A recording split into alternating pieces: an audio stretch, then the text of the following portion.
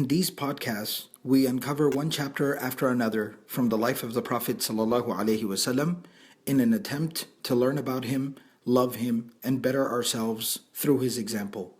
Immersion, mentorship, companionship, and tarbiyah. These are just a few of the things we offer alongside knowledge of the prophetic biography at Seerah Intensive. 2 weeks dedicated to the study of the life of the Prophet ﷺ and his noble characteristics. So this winter, join me in Dallas, Texas, alongside your classmates from all over the world to learn the story of the life of the best of humanity, the mercy to mankind, the Prophet Muhammad ﷺ. Go to seerahintensive.com to register and for more information. Bismillah walhamdulillah wa salatu wa salamu ala rasulillahi wa ala alihi wa sahbihi ajma'in. Inshallah, continuing with our study of the life of the Prophet sallallahu alaihi wasallam, As-Seeratu Nabawiyyah, the prophetic biography. Previously, we were studying about the beginning of the 4th year of Hijrah, the 4th year of the Prophet sallallahu alaihi wasallam's residence in the city of Medina. And in the beginning of the 4th year, we talked about a couple of different incidents and campaigns that took place at that time. And a lot of it seems to be kind of a carryover effect from the Battle of Uhud and the outcome of the Battle of Uhud. So similarly, right here in the beginning of the 4th year of Hijrah, in the month of Safar, which is the 2nd month of the year. So this is kind of somewhat going on at the same time as the previous incidents that we talked about, which were Ghazwatul Raji'.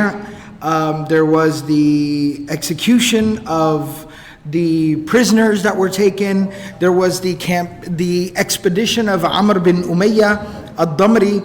So basically, while all this is going on right here in the very beginning of the 4th year of Hijrah, there was one of the most tragic events of the Medinan period. One of the most tragic events of the Medinan period was right here in the beginning of the 4th year of Hijrah. And that is that in the 2nd month, in the month of Safar, and what's very fascinating is that, of course, all the books of Seerah like Ibn Ishaq, Ibn Hisham, Waqidi, Ibn Kathir, and many others all talk about this particular incident.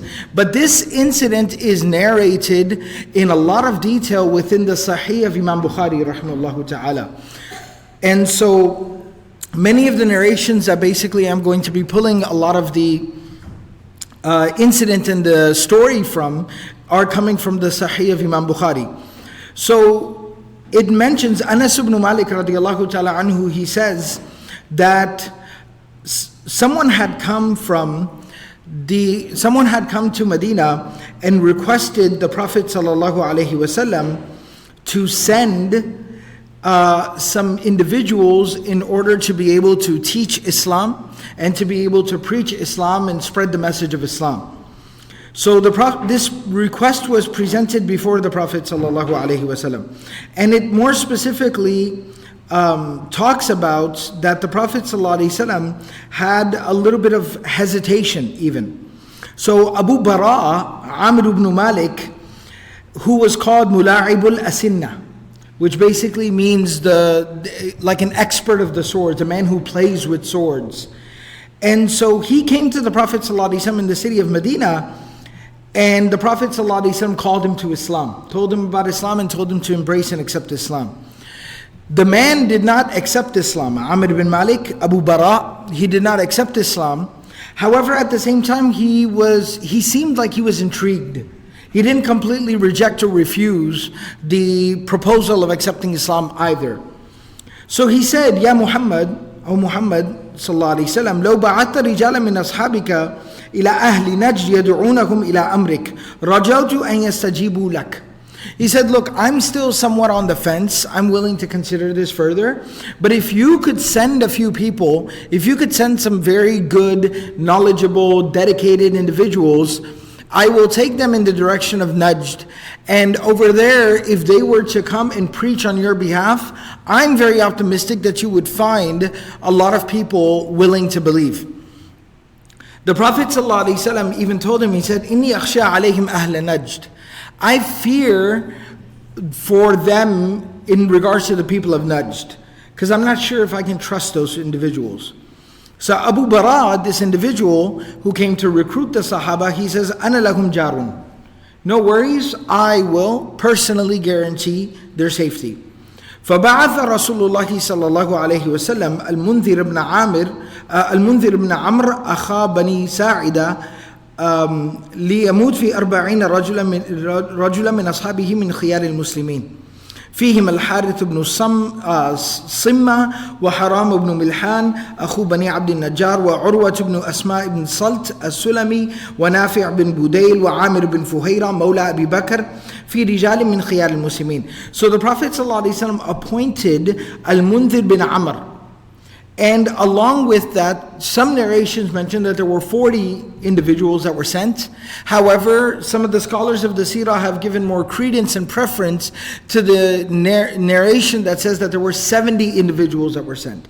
And they contain some very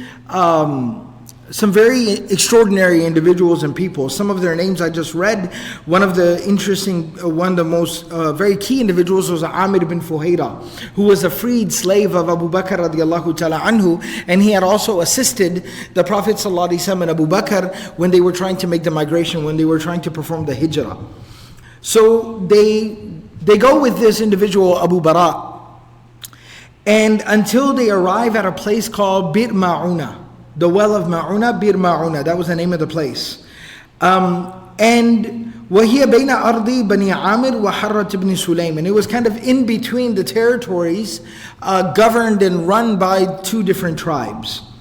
So when they stopped there, now another thing is that these Sahaba, Imam Bukhari rahimahullah ta'ala, the very first narration that he brings in regards to this particular incident of Bir Ma'una, the first thing that he mentions is that بعث رسول الله صلى الله عليه وسلم 70 رجلا لحاجة يقال لهم القراء.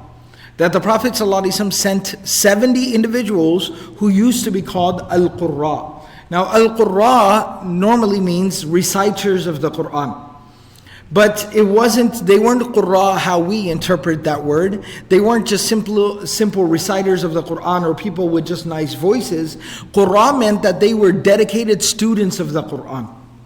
Right? The Sahabas, the understanding and the paradigm of the Sahaba when it came to the Quran was very different than ours.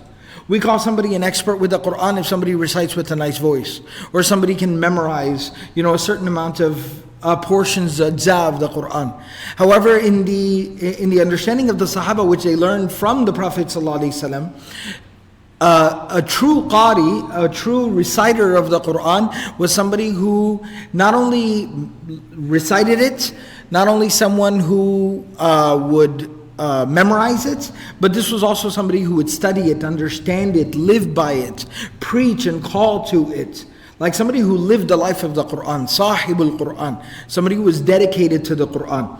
So this is how they're described. So these were not just, any Sahabi is of course a very remarkable individual because he's a student of the Messenger sallallahu alaihi wasallam. But amongst the students, the Sahaba, these were 70 individuals who were now being utilized by the Prophet sallallahu alaihi wasallam to teach others the Quran.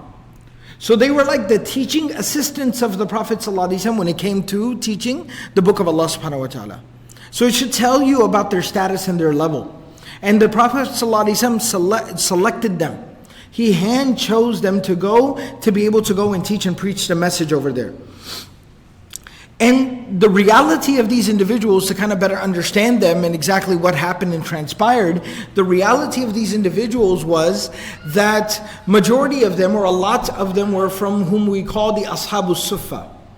And the Ashabu Suffa were people who were so devoted and dedicated to the study of the Quran and the book of Allah subhanahu wa ta'ala that they wouldn't even preoccupy themselves with work or business. And so they were people of very meager, humble means. And due to that fact, they used to stay within the masjid.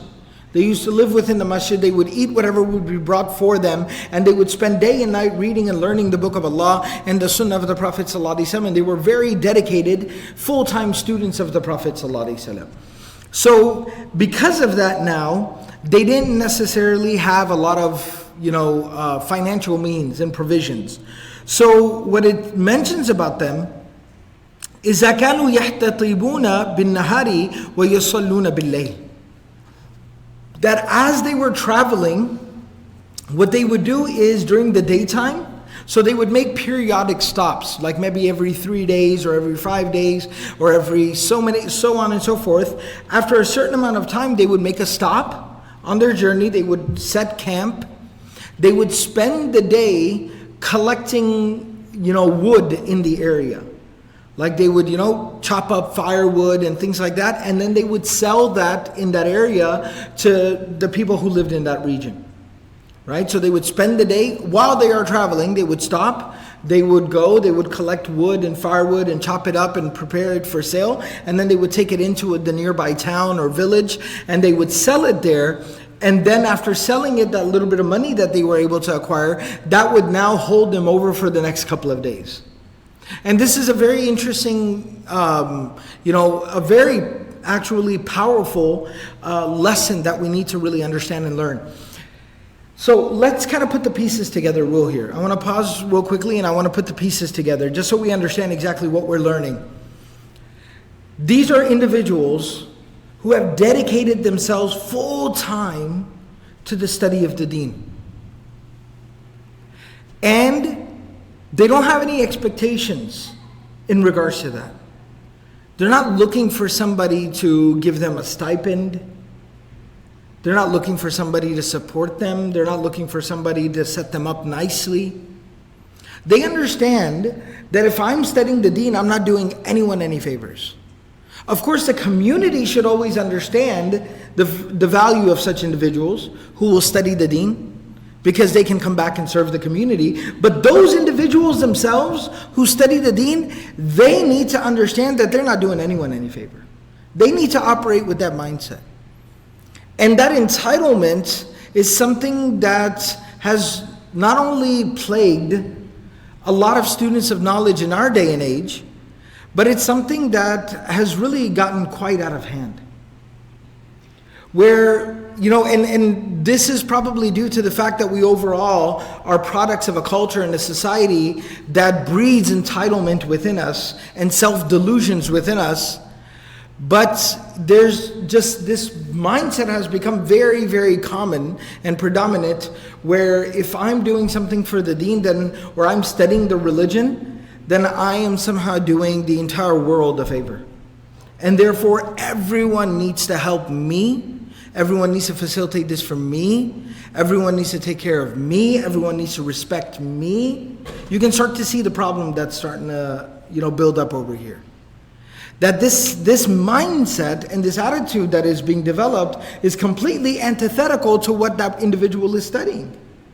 You're supposed to be learning to submit to Allah and to follow in the footsteps, like almost as a servant, to follow in the footsteps of the Prophet ﷺ. You're learning to be humble. And to consider it you're supposed to be learning to be humble and consider it your honor and blessing to be able to do something for the deen of Allah in any capacity. But instead it's cultivating completely the opposite mindset. And that's very, very problematic. Now, we're not done yet with these individuals. This is why we studied the life of the Prophet ﷺ, by the way. This is exactly the reason why. So those are those individuals. They sleep in the masjid. They don't have a home. They sleep in the masjid. They eat whatever somebody, can bring, or some leftovers from somebody's house. They'll eat whatever they can get their hands on just in order to be able to survive. And why? Because I'm trying to learn the deen of Allah. On top of all of that, now the Prophet ﷺ calls on them. And he calls on them and he says that I need you to leave here now and travel far away and go all the way out there and teach and preach the religion of Islam to the people that you come across. Right? You're being sent out on this noble, divinely ordained, prophetically inspired mission. Again, right? As crazy as it seems or it sounds, that the individual should be honored by this. That the individual should be honored by this. And should feel extremely, blessed and honored. That I am being allowed to serve the deen of Allah subhanahu wa ta'ala in such an amazing and profound capacity. I get to be a part of something so special. Now here again, let's observe the mindset. So they are so honored and privileged to be able to learn and study the deen, the religion, that what do? They set out, they don't bring to anyone's attention, they don't go and complain, oh, but I don't have this or I don't have that, and I don't got this type of money, I don't have this type of food and supplies, and no. Absolutely. I would love to go. Thank you so much for giving me the opportunity. And they set out. Reality sets in, and in 2-3 days, they don't have anything to eat. So what do? This is where it would seem bizarre to us that they, who have been sent by the Prophet ﷺ to go preach Islam, they stop in the middle of their journey, they roll up their sleeves, they head out into the woods, they chop down trees, they cut the pieces up, manual labor, they produce like logs, firewood, and then they strap it onto their backs, they carry it over into the next town, the next village, they set up shop over there and they sell it and get again, how much are you going to be able to sell firewood for? You're basically just charging for the convenience of chopping it down and bringing it to them. It's a natural resource. So they're not able to make a lot of money, they're able to make a little bit of money, and they take that little bit of money and they buy enough food to hold them over for the next couple of days, and then they set out again. And again, when they run out of food, then they get back to manual labor and work. Now compare that with, again, the very problematic mindset that has become all too common in our times. Right? Where again, I talked about being the student of knowledge aspect of it, but now if we're told, if we're asked, if we're requested to do something for the deen of Allah subhanahu wa ta'ala, now we're waiting for, the welcome wagon. We're waiting for all the big fuss and the hoopla and the red carpet and all the fancy setup. Now again, I reiterate here, the community should always value people who serve the deen. I'm not trying to say that the community should have like this absurd mindset, by no means. But I'm more so talking about those of us who might find ourselves in the position where we're being called on. That we should consider it so much of our own privilege and blessing to be able to serve the deen of Allah subhanahu wa ta'ala in any way, that if I have to use my own time, my own dime, if I have to use my own money, and I have to take care of myself, and I have to even end up investing something into this, what an absolute honor and pleasure. But at the very least, the entitlement that we are plagued with, that needs to be remedied. And that's something we learned directly from the Sahaba, the companions of the Prophet ﷺ, where they felt it to be their honor. And above everything else, the third part of this, وَيُصَلُّونَ بِاللَّيْلِ, that while they are traveling, they are travelers, they're on a journey, they stop, they work all day long to be able to just get enough food to survive for the next couple of days, but at night, they still stand up and they pray. And they still wake up in the night and they offer prayers and read the Quran and make dua. Like there's no excuses being made here. Because they understand, I'm not doing anyone any favors. Because if you really start going through this process logically, if I'm acting like I'm doing someone a favor, if I'm acting like I'm some huge gift of God to humanity, then let's logically go through the process. Who am I doing a favor? Would anyone dare ever claim they're doing Allah a favor? No. Doing the deen of Allah a favor? Absolutely not. Doing the community a favor? Then again, who has guaranteed, who has basically taken responsibility of providing guidance? Allah has. So you're not even doing the community a favor. Do you consider yourself irreplaceable? Because then that would still necessitate the fact that you're somehow behaving in a manner that says that Allah subhanahu wa ta'ala couldn't find anyone else to do this. And that's still problematic. So you end up with the final conclusion, I'm not doing anyone any favors except myself. So then where is this type of mindset and this attitude and this conduct coming from? Right? So this is something very powerful that I wanted to point out here about this particular campaign. So going back to where we were talking about, so this is the manner in which they're traveling. So they travel until they arrive at the place of Bir Ma'una. When they arrive there, there is an individual in that particular area. His name is Amir bin At-Tufail. Amir bin At-Tufail. Amir bin At-Tufail, Amir ibn At-Tufail, he is a very nefarious individual. Aside from what we're going to read about what he ended up doing over here, there's another interaction that this individual had with the Prophet ﷺ as well, that kind of tells you about how problematic this particular man was. And that was that he had actually come before to meet with the Prophet ﷺ. And he, when he met the Prophet ﷺ, he told the Prophet ﷺ that I am going to give you three options. He tells the Prophet ﷺ, I'm going to give you three options. Number one is that يَكُونُ لَكَ أَهْلُ السَّهْلِ وَلِيَا أَهْلُ الْمَدَرِ, that you will preach to the people of, the Bedouins, and I will run the cities. You go out there and you can deal with the Bedouins, but I will run the cities. That will be my territory. Right? So as if he's trying to broker a deal with the Prophet ﷺ. He says number two, O akunu khalifatak.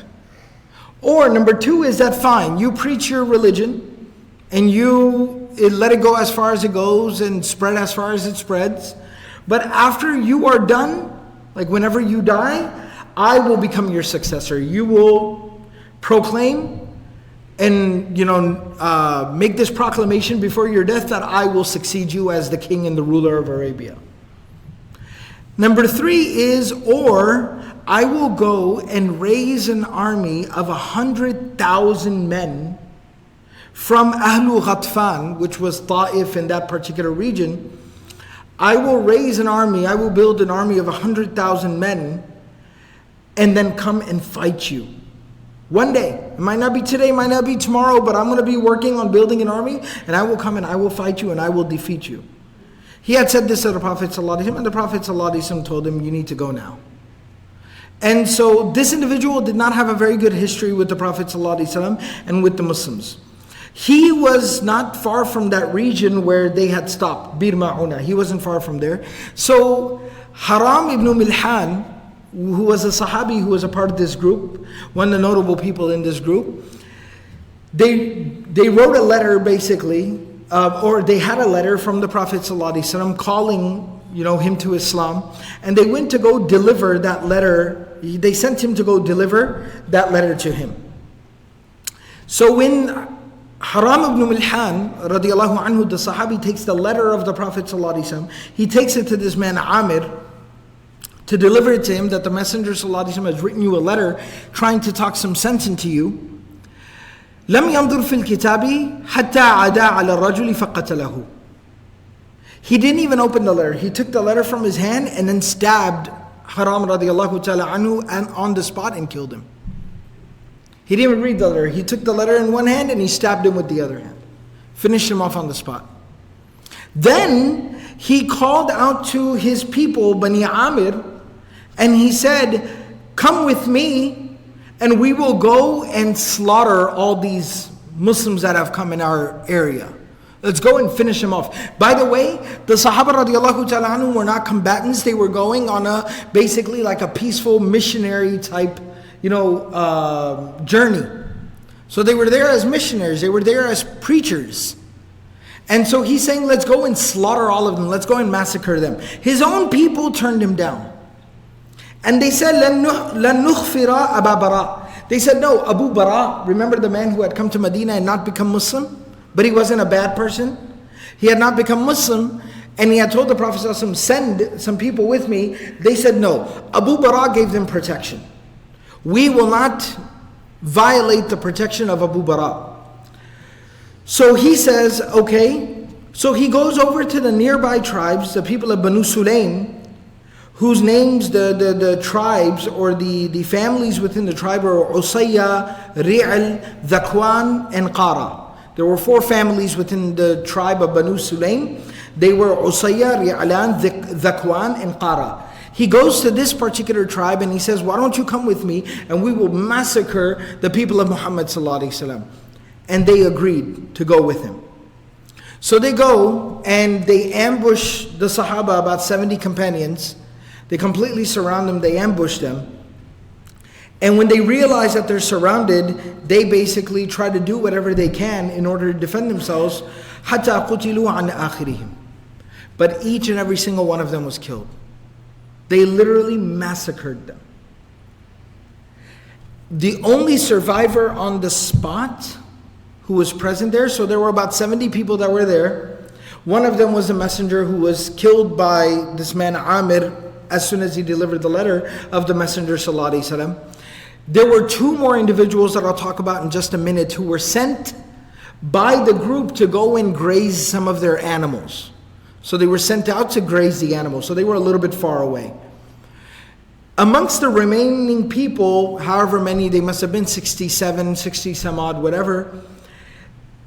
All of them were massacred. Only one of them survived. His name was Ka'b ibn Zayd. And the reason why he survived, he was injured. He was stabbed, he was injured, but he was buried under some of the bodies of his companions. So basically he was stabbed, he fell, and then more of the Sahaba were killed and their bodies fell on top of him in such a way, and he was unconscious when he fell, that they just thought that he was dead just like the rest of them. He woke up a little while later to find himself buried amongst the bodies of his companions. So he was the only one who survived on the spot. He would eventually go back, somehow limp back to Medina, arrive there at the Prophet ﷺ, inform the Prophet ﷺ what happened, and in the following year, which we will learn about inshallah soon enough, and that is the Battle of Khandaq, the Battle of the Trench, he was shaheed in that particular battle. And so that's what happened over here at this particular spot. There were 2, as I mentioned, who had been sent by... There were 2 who had been sent to go and take the animals for grazing. One of them was Amr bin Umayyah, who we talked about in the previous campaign, and another man from the Ansar, whose name is not noted.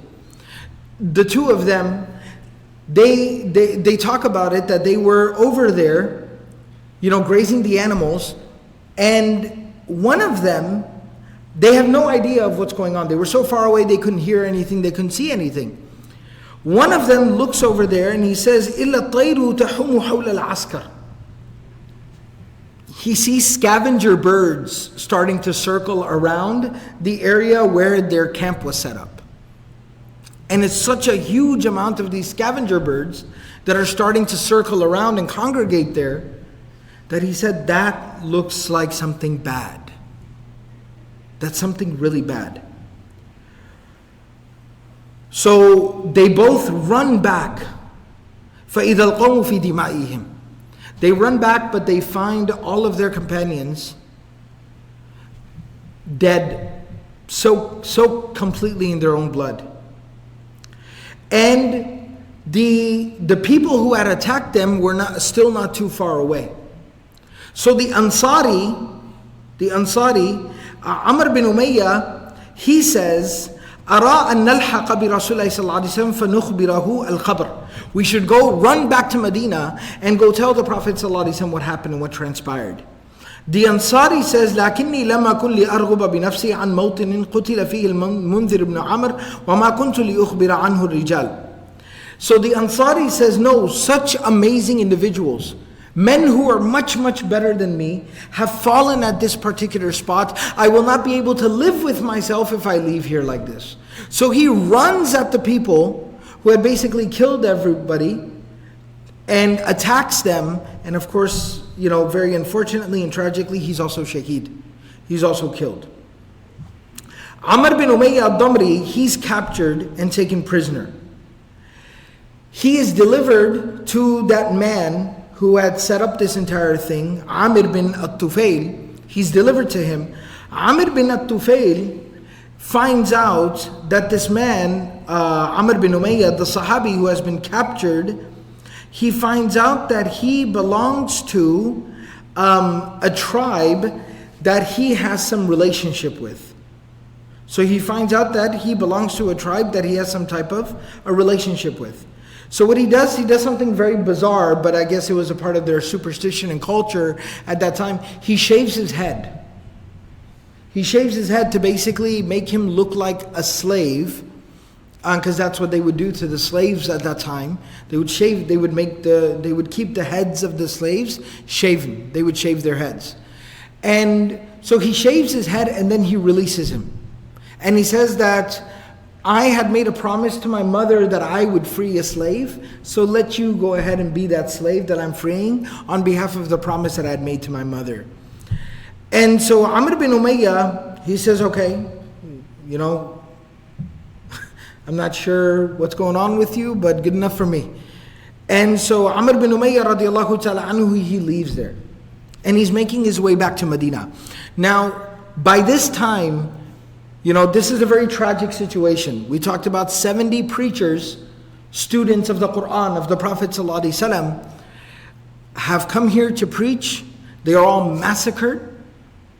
One of them, who was injured but seemed like he was dead, gets up and makes it back to Medina. But before he even makes it back to Medina, the Prophet of Allah ﷺ receives the news via revelation and from Jibreel alayhi salam, that he says to the Sahaba, Inna ashabakum qad usibu. Inna ashabakum qad usibu. Your companions, your friends have been killed. Wa innahum qad sa'alu rabbahum. But they made dua to their master Allah. فقالوا ربنا أخبر عنا إخواننا بما رضينا عنك ورضيت عنا فأخبرهم عنهم. But he says that your friends have been killed. But they asked their master Allah subhanahu wa ta'ala that, oh Allah, please inform our brothers not only what happened with us, but also please inform our brothers and let our brothers know that, oh Allah, we are pleased with you and you are pleased with us. And so the Prophet ﷺ informed the Sahaba that this is a message, the last dua that comes to you from your brothers who are massacred viciously and terribly. And the Prophet ﷺ also tells the Sahaba about one specific Sahabi, Amr bin Fuhaira, who I talked about earlier. He was a freed slave of Abu Bakr radiallahu ta'ala anhu, and he had assisted the Prophet ﷺ and Abu Bakr in the journey of the Hijrah. He was considered a very high-ranking, special Sahabi, even amongst themselves in their community. So some narrations mentioned that somebody specifically asked about him, and some narrations mentioned the Prophet ﷺ told them that when Amr bin Fuhaira, he was stabbed by someone in the back. When this whole massacre was going on, he was stabbed by someone in the back. And when the narration says that he reaches back to his wound and his hand is soaked with blood, he takes that blood and he puts it on his head, marks his head with that blood, and he says, Fuztu wa Rabbil Kaaba. I have succeeded. I swear by Allah, I am successful. That I have been killed for the sake of the deen of Allah subhanahu wa ta'ala. That I have lost my life preaching and calling people towards the oneness of Allah subhanahu wa ta'ala and towards the book of Allah. And he says, by Allah, I am successful.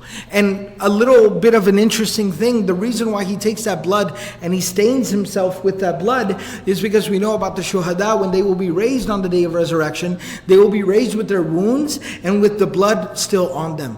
So he was putting that blood on his head so that it will be visible on the day of judgment. That it will be a source of honor. That I gave my life for the deen of Allah. So he reaches back and he puts that blood on his head and he says, Fuztu Rabbil Kaaba. Something very interesting happens. The individual who stabbed him, his name was Jabbar. His name was Jabbar. He asked someone afterwards that, hey, I have a question. The question I have is, the man, one of these Muslims, one of these people of Muhammad sallallahu alaihi wasallam, who, when we were massacring them, I stabbed him. And when I stabbed him, he said, Fuztu. He understood wa Rabbil Kaaba, that he's taking an oath. He was swearing by God. I get that part. But he said, Fuztu, which is the Arabic verb for I have succeeded. I have attained success. I have passed. He says, ma ma'na qawlihi fuztu. Well, what does that mean? I don't understand. So somebody told him, Ya'ni bil Jannah. He's saying that he attained paradise.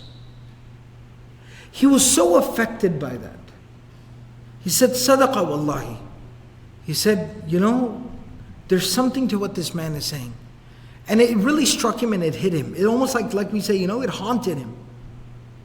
And the narration mentions, Waqidi brings this particular narration, that after some time, Jabbar would become Muslim because of this. He would become Muslim and then he would tell the story. Let me tell you how I became Muslim. Right? So, very, very interesting. After he stabbed him, in the book of the Maghazi of Musa bin Uqba, it says Amir bin Fuhayra, Amir bin At-Tufail, the evil man who had orchestrated this massacre, he wanted to desecrate the body of Amir bin Fuhayra. He wanted to mutilate the body of Amir bin Fuhayra. Why? Because he was going around the battlefield asking, Aina Mawla Abi Bakr? Where is the freed slave of Abu Bakr? Because in the Sahaba, at the time of the Sahaba, when somebody freed a slave like Abu Bakr radiallahu ta'ala anhu did, in the case of Bilal radiallahu anhu and Amir bin Fuhayra and many others, when these Sahaba, they freed a slave, that person basically would become a part of the family. They would adopt that person into the family and help that person get on their feet and figure out how to live life. So they would become a very close member of the family. And that's why Abu Bakr radiallahu ta'ala anhu was able to trust him in assisting him and the Prophet sallallahu alaihi wasallam while they were trying to migrate from Mecca to Medina, even though everyone was looking for them. So this evil man, Amir bin At-Tufail, wanting to further, insult the Prophet ﷺ by insulting Abu Bakr, because he knows Abu Bakr means a lot to the Prophet ﷺ. He goes around the area after the massacre, Aina Mawla Abi Bakr. I've heard that the freed slave of Abu Bakr, like an extended family member of Abu Bakr, is here. Where is he? And some of the narrations mention that he couldn't find his body anywhere. He couldn't find his body. And then some of the narrations mention that when he looked up, he saw that his body was lifted up and raised up into the sky by the angels to protect his body from being mutilated by this man. And the angels were protecting his body up in the sky, keeping his body out of the grasp of this evil man. Like such miraculous things. So, as I was mentioning before, after all of this happened, the one injured man makes it back to Medina. The two people who had gone to graze the animals, one of them is also killed. Amr bin Umayyah al-Damri is captured, but then very strangely, he's almost, his head is shaved and he's freed as some type of weird, superstitious practice of that man, Amr bin At-Tufail. So now he starts making his way back to Medina. Now something very, very interesting happens here. What happens over here is, as Amr bin Umayyah al-Damri is making his way back to Medina, he stops at a place where a lot of travelers would stop. There's a big tree, there's a little bit of water in the area, like a rest area, right? A watering hole. He stops there. He goes and he sits down under the shade of the tree. There are two other men sitting by the shade of the tree. Now, Amr bin Umayyah, you can imagine, 68 of his friends, he just saw them massacred. Right? And so you can imagine how shaken up he is, how scared he is, how kind of, almost like there's traumatized he is. So maybe there's a little level of paranoia even. So he's sitting there and he can't help but notice these two guys sitting there as well. And he's kind of worried. I wonder if they're from them, and if they're looking for me, if they're going to try to grab me, right? He's traumatized. So he asks them, Mimman antuma, where are y'all from? And they said, Min Bani Amir. We are from Banu Amir. Banu Amir is the tribe of that man who orchestrated the massacre. They say we are from that tribe. They don't mention him, but they say that's the tribe that we belong to.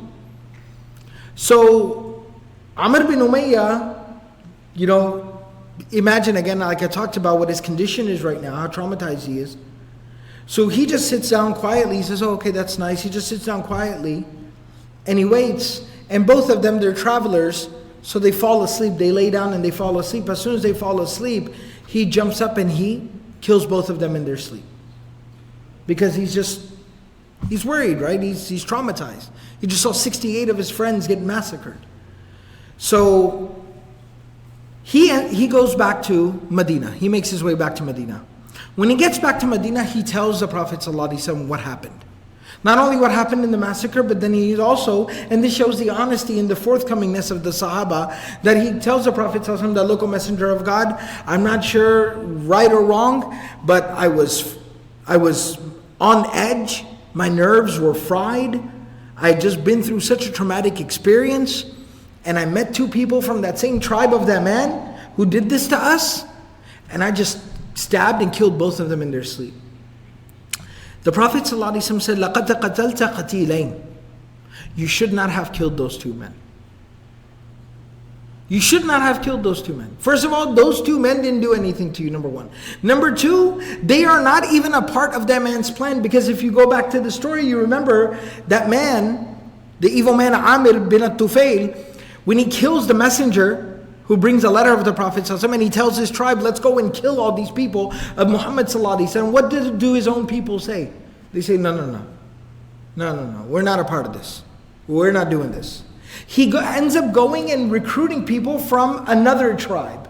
So the Prophet ﷺ says he acted of his own accord. See, this is the justice and the fairness of the Prophet ﷺ. I bring this up almost, it seems, very, very regularly, and time and time again. But for all the accusations and all the distortion of the life of the Prophet ﷺ, where people want to try to paint a picture of as if like the Prophet ﷺ or the Sahaba, وَالْعَيَاذُ بِاللَّهِ, were bloodthirsty, just going around massacring people and killing people and picking fights. The Prophet ﷺ very easily could have said, fine, they belong to his tribe, so what? Collective guilt. But the Prophet ﷺ is not that. The Prophet ﷺ is here to establish order and justice. كُنُوا قَوَّامِينَ بِالْقِسْطِ شُهَدَاءَ لِلَّهِ. Stand for what is right as witnesses before God. Because if you play around with justice, you still have to answer to Allah. So stand for justice, knowing that you have to stand before Allah subhanahu wa ta'ala. So the Prophet ﷺ says, no. His tribe did not take place in the massacre. This is the conduct, these are the actions of an individual. So we are not going to hold the whole tribe accountable. We're not going to go there and start killing people from that tribe. That's not how we operate. And so the Prophet ﷺ goes as far as saying, لَأَدِيَنَّهُمَا. The Prophet ﷺ says that I will pay retribution to the families of those two individuals. And subhanAllah, the Prophet ﷺ reaches out to the tribe, says, two of your individuals were wrongly and accidentally, because of the circumstances and the trauma, they were wrongly and accidentally killed by one of my people. I would like to offer my condolences, my apologies, and I would also like to make amends. And then the Prophet ﷺ ends up paying the what's called the blood money, the diya. He ends up paying that to the family of those two individuals. And then the Prophet ﷺ even said, هَذَا عَمَلُ أَبِي بَرَاء. That if I am upset with anyone, aside from Amir bin Tufail, the man who did that, he's just an evil, terrible human being. But if there is anybody else I blame Abu Bara, the man who had come and recruited the Sahaba. He said, وَقَدْ كُنْتُ لِهَذَا كَارِهًا مُتَخَوِّفًا. The Prophet ﷺ said, I was afraid that this was going to happen. And that's why I displayed the hesitation that I did. And the Prophet ﷺ was so devastated and so hurt at this incident and at the loss of these individuals that Anas ibn Malik radiallahu ta'ala anhu says that the Prophet ﷺ for an entire month, every single day, in the prayer of Salat al-Fajr, the Prophet ﷺ offered dua. What we call Qunut al-Nazila. Qunut al-Nazila, which is a special dua that is made at the time of a great tragedy. And he did that for an entire month. وَذَلِكَ بَدْءُ الْقُنُوتِ Imam Bukhari brings his narration from Imam Bukhari brings his narration saying that this was the very first time that this Qunut Nazila was established and was practiced. وَمَا كُنَّا نَقْنُوتُ And Anas ibn Malik says before that we had never done the Qunut Nazila dua or prayer, but this was the first time that it was installed and it was enacted. And for an entire month the Prophet ﷺ prayed, not only for those Sahaba who had been massacred and their families, but he also prayed for divine retribution against the people who had massacred them. And so this concludes the incident of Bir Ma'una, a very great tragic incident and loss during the lifetime of the Prophet ﷺ in the Medinan period, in the beginning of the 4th year of Hijrah. And inshallah we're going to go ahead and pause here, and inshallah we'll continue on from here by talking about the incident of Banu Nadir in the next session, inshallah. May Allah subhanahu wa ta'ala give us all the ability to practice everything that was said and heard. Subhanallah bihamdihi, subhanakallah bihamdik, nashhadu wa la ilaha illa anta, nastaghfiruka wa natubu ilayk.